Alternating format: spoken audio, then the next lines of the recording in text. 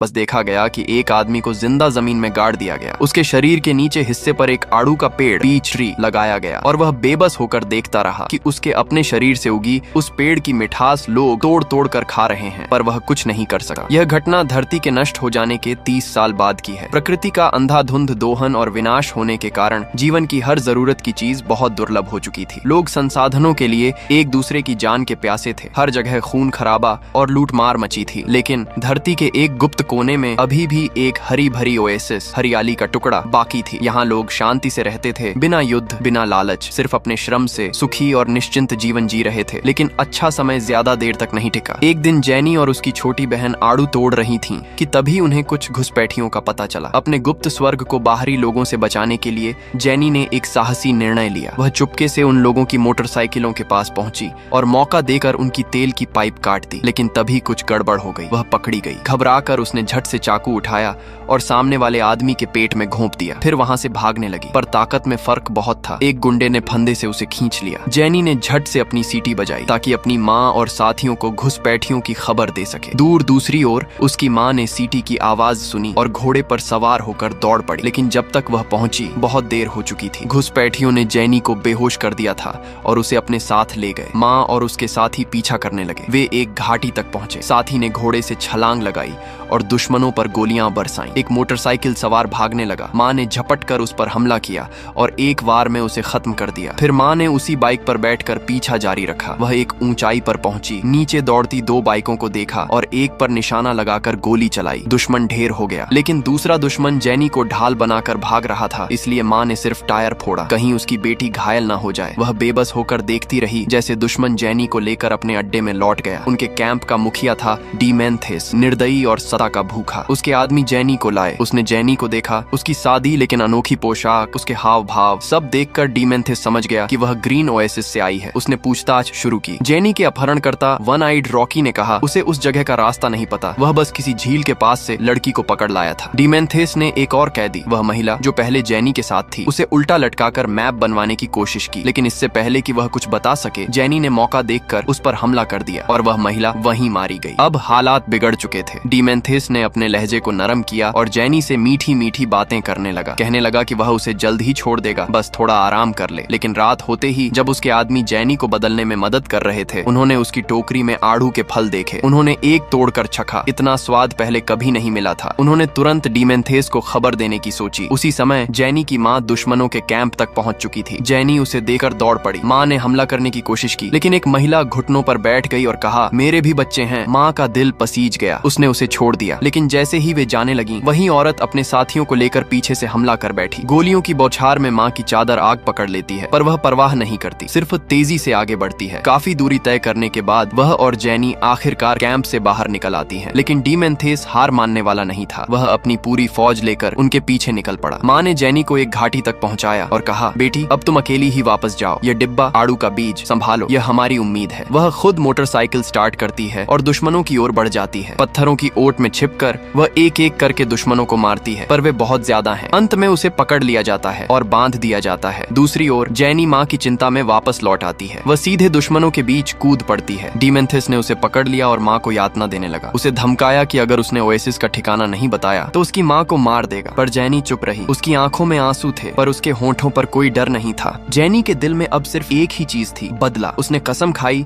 कि वह अपने माँ के हथियारों को खून से जवाब देगी। डीमेंथिस ने जैनी को लोहे के पिंजरे में कैद कर लिया और अपनी पूरी सेना के साथ रेगिस्तान में निकल पड़ा, ओएसिस का ठिकाना ढूंढने के लिए। एक दिन वे रास्ते में जा रहे थे, तभी एक गोरा आदमी आकर उनके रास्ते में खड़ा हो गया। उसे लगा कि यह लोग किसी देवदूत के संदेशवाहक हैं। उसने कहा कि उसके इलाके में हर तरह के संसाधन और भोजन मौजूद हैं। इतना सुनकर डीमेंथिस का लालच बढ़ गया और वह अपनी टोली को लेकर उसके किले की ओर बढ़ चला। किले के नीचे पहुंचकर उसने अपने आदमियों को चारों तरफ तैनात कर दिया और घोषणा की, अब मैं इस जगह का राजा बनूंगा। लेकिन उसे पता नहीं था कि वह जिससे टकराने जा रहा है वह है निर्मम और अमर शासक, अनडाइंग जो, अमर जो डीमेंथिस की तरह लुटेरा नहीं था। वह खुद ही संसाधनों का मालिक था और उसके अनुयायियों की गिनती हजारों में थी। जो ने अपने एक सैनिक को आदेश दिया कि वह इन घुसपैठियों को सबक सिखाए। वॉरबॉय नाम का वह सैनिक अपने मुंह में बारूद भरने लगा, फिर नारे लगाता हुआ मौत की ओर बढ़ चला। वह ऊंचाई से कूद पड़ा, धमाका हुआ और सब कुछ जल उठा। डीमेंथिस को एहसास हुआ कि मामला गलत हो गया है, लेकिन अब देर हो चुकी थी। अनडाइंग जो के बेटों ने आदेश दिया, हमले की तैयारी करो। हजारों वॉर बॉयज ने झपट्टा मारा। डीमेंथेस के गिरोह में अफरा तफरी मच गई। हर तरफ आग, बारूद और चीखें थीं। डीमेंथेस अब वो बहादुर नेता नहीं रहा। वह डर के मारे भाग निकला, लेकिन उसके लालच की आग अब भी बुझी नहीं थी। उसने तय किया कि अगर वह किला नहीं जीत सका तो जो का तेल रिफाइनरी एनर्जी बेस अपने कब्जे में लेगा। एक दिन रिफाइनरी से ईंधन की गाड़ियां निकल रही थीं। डीमेंथेस के आदमियों ने संकेत दिया और उन्होंने हमला कर दिया। झड़प के बाद वे गाड़ियां हथिया ली गईं। अब डीमेंथेस ने एक चाल चली। उसने अपने आदमियों को सफेद रंग से रंग दिया ताकि वे वॉर बॉयज जैसे दिखें और दुश्मन की रिफाइनरी में घुस सकें। रिफाइनरी के अंदर सुरक्षा अधिकारी ने देखा कि गाड़ियों पर हमला हुआ था, पर कोई घायल नहीं था। उसे शक हुआ और उसने कहा, दरवाजे मत खोलो। डीमेंथेस को लगा चाल बिगड़ रही है, इसलिए उसने झूठ को सच जैसा बनाने के लिए अपने ही आदमियों को बेरहमी से मार डाला। यह देखकर रिफाइनरी का प्रमुख भावुक हो गया। वह सोच बैठा कि यह सच में उनके लोग हैं और उसने गेट खोलने का आदेश दे दिया। जैसे ही ट्रक अंदर गए, डीमेंथेस के लोग गेट के नीचे से निकलकर गार्ड्स पर टूट पड़े। कुछ ही मिनटों में उन्होंने पूरी रिफाइनरी पर कब्जा कर लिया। अब डीमेंथेस के पास अनडाइंग जो को ब्लैकमेल करने का मौका था। वह जो के मुख्यालय पहुंचा और बोला, अगर तुमने मुझे भोजन नहीं दिया तो मैं रिफाइनरी में लगे बम विस्फोट कर दूंगा। लेकिन जो हंस पड़ा उसे परवाह नहीं थी। तभी उसकी नजर जैनी पर पड़ी। वह बोला, इस लड़की को मुझे दे दो, मैं तुम्हारा सौदा मंजूर कर लूंगा। डीमेंथेस जानता था कि जैनी अब भी ओएसिस का राज नहीं बताएगी, इसलिए उसने उसे जो के हवाले कर दिया। जैनी एक दानव से निकलकर दूसरे के चंगुल में फंस गई, जो कि कई पत्नियां थीं, लेकिन कोई भी उसे स्वस्थ बेटा नहीं दे पाई थी। इसलिए उसने ठान लिया कि अब वह जैनी से संतान पैदा करेगा। जैनी यह सुनकर दहल उठी और उसने भागने की योजना बनाई। रात को उसने अपने बाल काटे, उन्हें मोम से चिपकाकर टेबल क्लॉथ पर चिपका दिया ताकि यह दिखे कि वह वहां है। दिन में उसने देखा था कि जो का मूर्ख बेटा उसके बालों से प्रभावित है। वह उसी की कमजोरी का उपयोग करना चाहती थी। रात में वही लड़का चुपके से जैनी के कमरे में आया और उसे उठाकर बाहर ले गया। जैनी ने मौका पाकर नकली बाल वहीं छोड़ दिए और अंधेरे में भाग निकली। चेहरा पहचान में न आए, इसलिए उसने अपने चेहरे पर तेल और धूल पोत ली। जो का बेटा उसे ढूंढता रहा, लेकिन वह कहीं नहीं मिली। 5 साल बीत गए। अब जैनी ने अपना रूप पूरी तरह बदल लिया था। वह रिफाइनरी में एक मजदूर बनकर काम करती थी। चेहरा गंदगी और तेल से भरा, कोई उसे पहचान नहीं सकता था। एक दिन जब तेज आंधी चली, एक विशाल मशीन का रोबोटिक हाथ गिर पड़ा। सभी मजदूर उसे उठाने में नाकाम रहे। तभी जैनी आगे बढ़ी। उसकी फुर्ती और साहस देखकर सब दंग रह गए। यहीं से शुरू होता है कहानी का अगला अध्याय, जैनी का असली प्रतिशोध और विद्रोह की ज्वाला। जैनी ने फौरन लोहे का हुक फेंका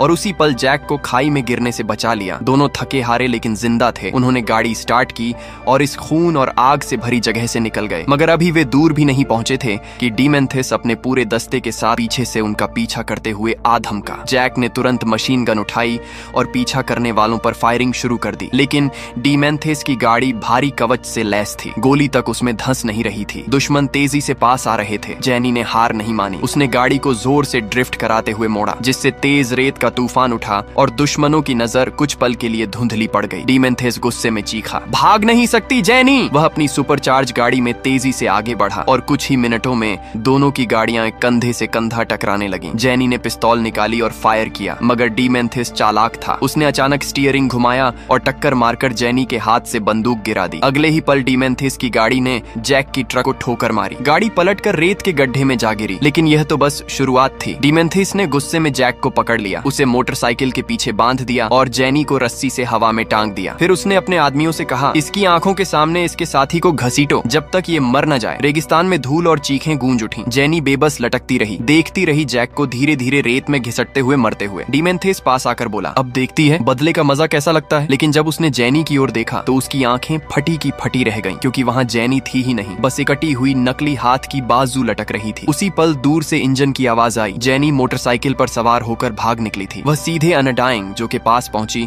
और पूरी घटना बताई। सुनते ही जो का चेहरा लाल हो गया। बस बहुत हो गया, अब डीमेंथेस जिंदा नहीं बचेगा। लेकिन डीमेंथेस जितना पागल था, जो उतना ही चालाक और योजनाबद्ध। उसने पहले एक छोटी फोर्स भेजी जो हॉवर गाड़ियों से रेत का तूफान उठाए, ताकि डीमेंथेस भ्रमित हो जाए। जैसा सोचा वैसा ही हुआ। डीमेंथेस ने जब धूल उड़ती देखी तो समझा कि जो का पूरा काफिला सामने है और तुरंत अपने आदमियों के साथ वहां झपट पड़ा। लेकिन यह एक घातक जाल था। चारों तरफ से वॉर बॉयज ने उसे और उसकी टीम को घेर लिया। गोलियों की बौछार, बम के धमाके, डीमेंथेस का काफिला टुकड़ों में बिखर गया। वह अपनी जान बचाने के लिए रेगिस्तान की ओर भाग निकला। जैनी दूर से यह सब देख रही थी। उसकी आंखों में अब केवल एक चीज थी, बदला। उसने अपनी मैकेनिकल आर्म को कसकर बांधा, गाड़ी स्टार्ट की और डीमेंथेस के पीछे निकल पड़ी। एक एक कर डीमेंथेस के साथी मारे गए और अब वह पूरी तरह अकेला रह गया। आखिरकार उसने गाड़ी रोक दी, एक साथी की बाइक ली और दिशा बदलकर भाग निकला। जैनी ने ऊपर से देखा। वह पक्के तौर पर नहीं जानती थी कि कौन सी बाइक पर डीमेंथेस बैठा है, इसलिए उसने सामने दिख रही ही 3 गाड़ियों वाले समूह का पीछा करने का फैसला किया। वह पूरी रफ्तार से पहाड़ी पर चढ़ गई, 2 गुंडों को रास्ते में खत्म किया और जब देखा